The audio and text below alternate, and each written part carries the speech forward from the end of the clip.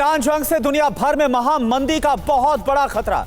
कच्चे तेल के दाम में जबरदस्त इजाफा हो गया है। कच्चे तेल के दाम $116 प्रति बैरल तक बढ़ चुके हैं। युद्ध के पहले दिन $72 प्रति बैरल था तेल। अमेरिका में 26% तक पेट्रोल के दाम बढ़ गए।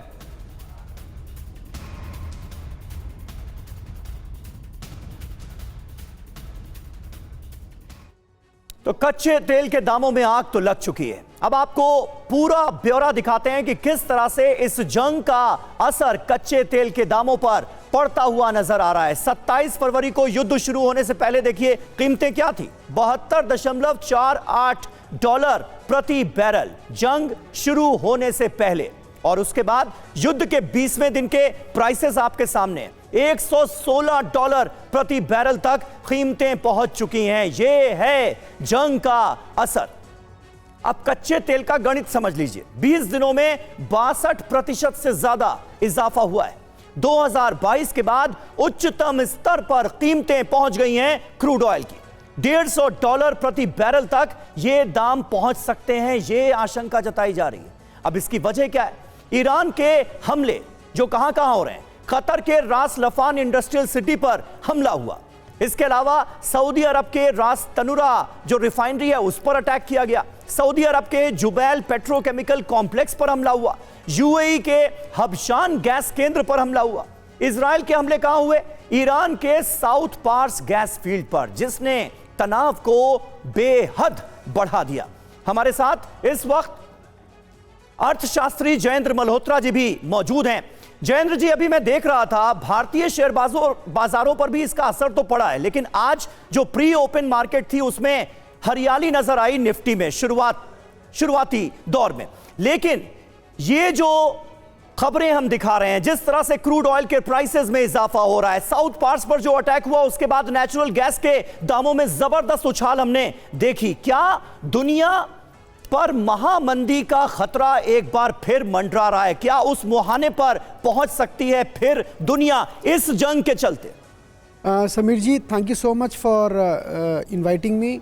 सभी दर्शकों को एक चीज़ मैं साफ साफ बताना चाहूँगा, ग्लोबली जो होगा सो होगा, लेकिन एक चीज़ कंफर्म्ड है कि भारत देश पे इसका सीधा असर पड़ने वाला है।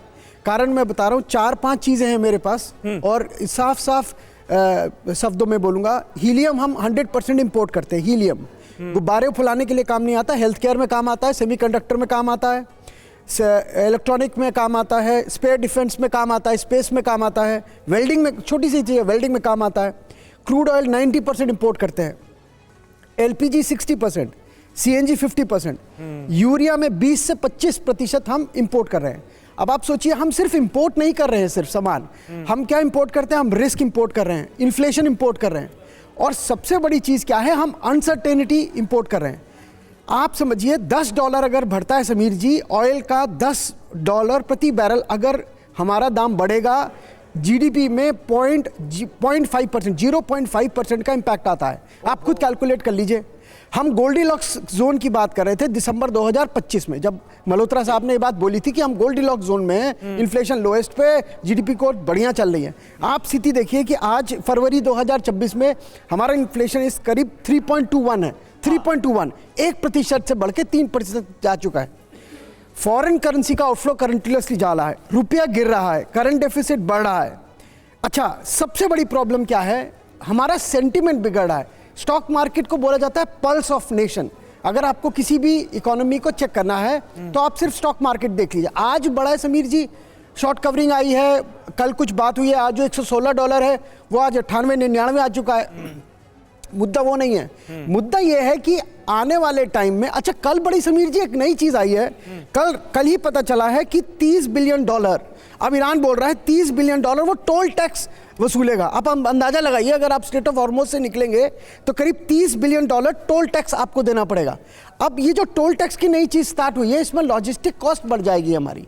अच्छा, कहीं ना कहीं मुझे फीलिंग आ रही है अंदर से, यूएस कहीं ना कहीं ये मान के चल रहा है, मुझे लगता है, अब हो सकता है मैं टोटली गलत हूँ, 14 करोड़ बैरल ऑयल जो अभी सिर्फ ईरान का समुद्र में है, उसके ऊपर से कल ही बोला गया है कि हम सैंक्शन हटा रहे हैं। तो अगर आप जिस देश से लड़ रहे हैं, अगर आप उसी से सैंक्शन हटाने की बात कर रहे हो, तो कहीं ना कहीं ये बात मान बिल्कुल, ये आपने बड़ी बात कही जयंत सर की जो अब दबाव है वो अमेरिका में भी नजर आ रहा है और वहां पर भी पेट्रोल के जो दाम है, जैसा खबरें हमने बताई है कि वहां पर भी ये दाम अब बढ़ चुके हैं। भारी दबाव में अमेरिका खुद अपने इस किए के बाद नजर आ रहा है।